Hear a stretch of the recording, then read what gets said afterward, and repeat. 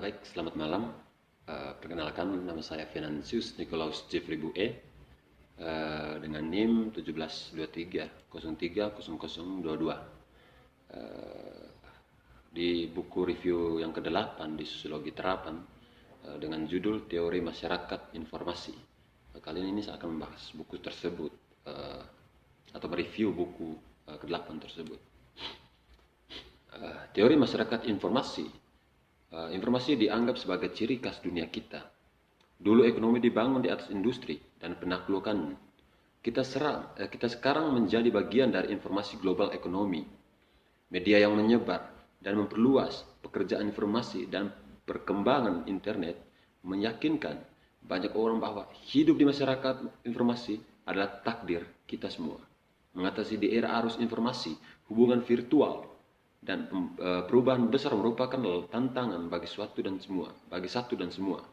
Dalam Theories of the Information Society, Frank Webster mencoba untuk memahaminya ledakan informasi, melihat secara skeptis apa yang dimaksud pemikir ketika mereka mengacu pada masyarakat informasi, dan secara kritis yang memeriksa pasca perang utama pendekatan untuk pengembangan informasi.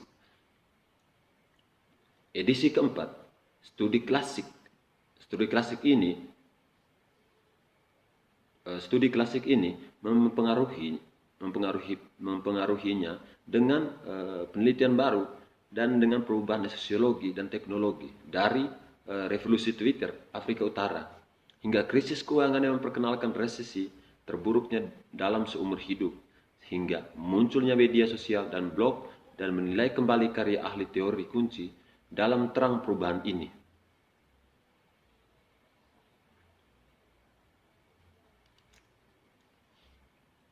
Lebih belak-belakan daripada edisi sebelumnya, Webster mendesak untuk ditinggalkan skenario masyarakat informasi, lebih memilih analisis informasi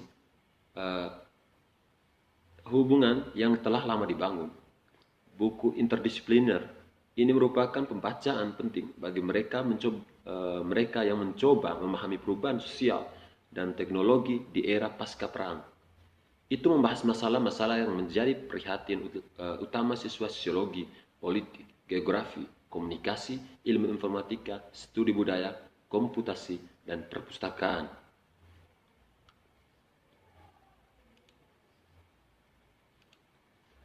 Teori dari masyarakat informasi pada dasarnya ini menyangkut kebutuhan untuk mempertanyakan pernyataan betapa secara dangkal, persuasif, atau menarik bahwa terobosan teknologi diatur untuk menjungkir balikan cara hidup kita yang sudah mapan. Dalam beberapa tahun terakhir, banyak nabi telah muncul untuk memproklamasikan efek demokratisasi yang baru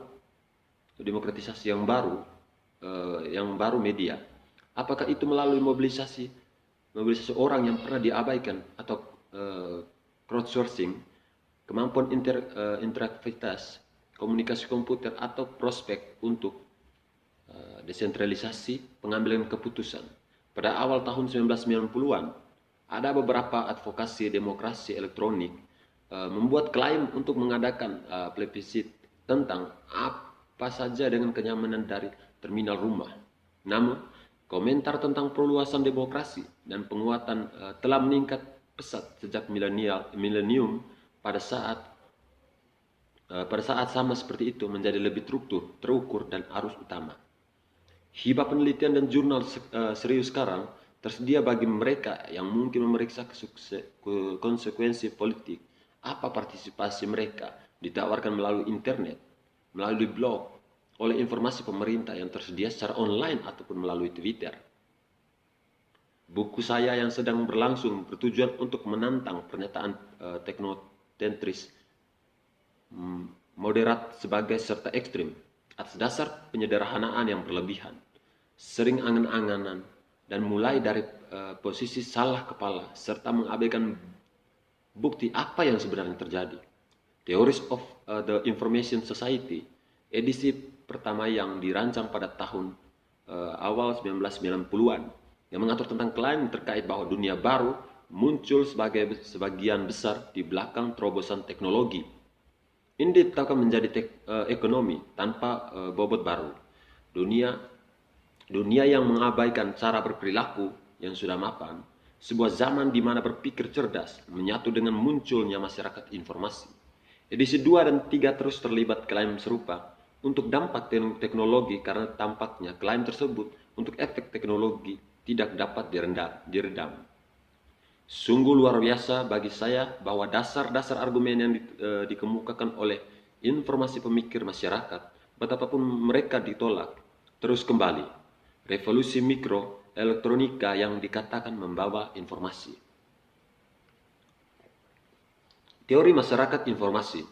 Saya tidak dapat menerima bahwa analisis harus memulai dari anggapan bahwa informasi itu sendiri dan bagaimanapun itu diukur, biasanya oleh teknologi, tetapi juga oleh jumlah pekerja karena putih atau pendapatan itu dihasilkan, bisa membawa tatanan sosial baru. Tentu saja, orang bisa melihat lebih banyak informasi yang dihasilkan, dikirim, dan disimpan, tetapi anggapan bahwa ini memungkinkan jenis masyarakat baru yang berteriak untuk pemeriksaan kritis, seolah-olah kesimpulan atau informasi lebih lanjut, sedang diubah menjadi penjelasan. Memang penyebab dari perubahan itu sendiri.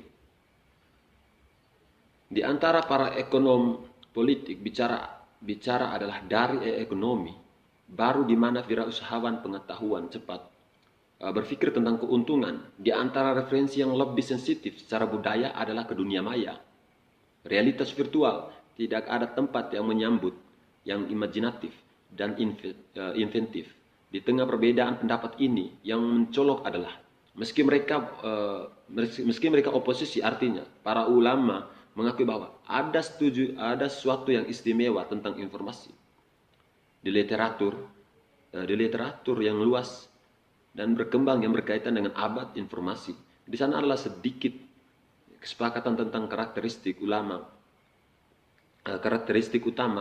dan signifikannya. Selain informasi tersebut telah mencapai ketepatan khusus, tulisannya tersedia mungkin bersifat kontroversial dan ditandai oleh premis dan kesimpulan yang sangat berbeda. Tetapi tentang arti penting kasus informasi tidak ada perselisihan keingintahuan tentang mata uang informasi yang memicu gagasan itu. Edisi pertama buku ini yang saya tulis di awal tahun 1990-an. Sepertinya aktif banyak pihak, orang yang sedang menyusun istilah lain yang megah untuk mengidentifikasi erat di waktu yang tiba. Dimulai dari pemikir dan teori, dengan cara ini memang memiliki masalah. Pembaca sangat ingin belajar tentang katakanlah internet dan hubungan online ataupun offline, atau tentang arus informasi perang Irak, dan tentang konsumsi musik yang mengiringi penyebaran berbagai file, atau tentang politik di era kejenuhan media. Tidak ada menemukannya masalah dipertimbangkan secara independen dalam buku ini. Kursus yang dirancang untuk mempertimbangkan efek sosial dari revolusi komputer di amatio politik dan bisnis yang tak terhitung jumlahnya, dan dalam jumlah yang hampir tidak dapat dihitungkan jurnalisme yang menyiapkan audiens untuk bersiap menghadapi pergolakan di semua aspek kehidupan mereka sebagai akibat dari era informasi. Komentar semacam ini tentu saja memiliki kesegaran yang menarik, keterlibatan dunia nyata yang dengan mudah mengesampingkan perhatian apapun terhadap teori. Yang terakhir ini, itu semua sendiri membangkitkan refleksi gerakan lambat. Kebodohan yang mengumpulkan debu dan mundur ke dalam menara gading yang tidak duniawi dan berkatok. Di sini dan saat ini, tempat di mana perubahan penting sedang terjadi terlepas dari renungan akademis. Teori memiliki peran kecil untuk dimainkan. Betapa lebih baik membaca ramalan dari praktis ahli yang memiliki pengalaman, mengembangkan sistem komunikasi komputer, dan tahu apa yang terjadi dari kesulitan dan keterpurukan dalam bisnis. Hanya inilah yang menarik kita ke arah dan membuatnya sangat memenuhi syarat untuk menulis eksekutif Google Eric Schmidt dan Jared Cohen pada tahun 2013. Yang The New Digital umur memiliki otoritas untuk mengucapkan, mengadopsi subjudul mereka, tidak kurang dari masa depan manusia, bangsa, dan bisnis daya tarik populer dari kebijakan ini, atau bahkan di mana efeknya tidak menyenangkan.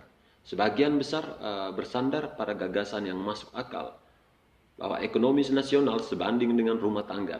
Jika yang terakhir masuk masalah, mungkin karena seorang di sana kehilangan pekerjaan, kemudian tidak mampu untuk dibelanjakan apa yang pernah dilakukannya, maka ia memotong kainnya untuk hidup dalam batas kemampuannya. Ini hanyalah hal praktis untuk dilakukan. Teori tampaknya tidak memiliki peran untuk dimainkan di dunia nyata. Namun, jika menyangkut perekonomian nasional sebagai lawan dari rumah keluarga, perekonomiannya jelas tidak seperti rumah tangga. Pelajaran yang diberikan dalam pengantar apapun kursus ekonomi. Kurangi pengeluaran publik di sini, misalnya, dan ini mengurangi banyak orang bekerja dengan efek tidak langsung yang serius yang seringkali menyebabkan kerugian lebih lanjut pekerjaan. Yang pada gilirannya berarti pendapatan pajak hilang. Biaya kesejahteraan meningkat dan hutang nasional bertambah. Seorang dengan memudahkan mengembangkan spiral ke bawah yang ganas justru karena perekonomian lebih luas. Tidak seperti rumah tangga seseorang. Tidak perlu dididik dalam ilmu ekonomi untuk menghargai di sini bahwa ada alasan praktis membatasi teori yang dapat mengekspos dan ke arah mana ia dapat menyajikan kebijakan alternatif. Mungkin sekian yang dapat saya simpulkan atau mereview dari buku Sosiologi Terapan ke-8 ini. Selamat malam.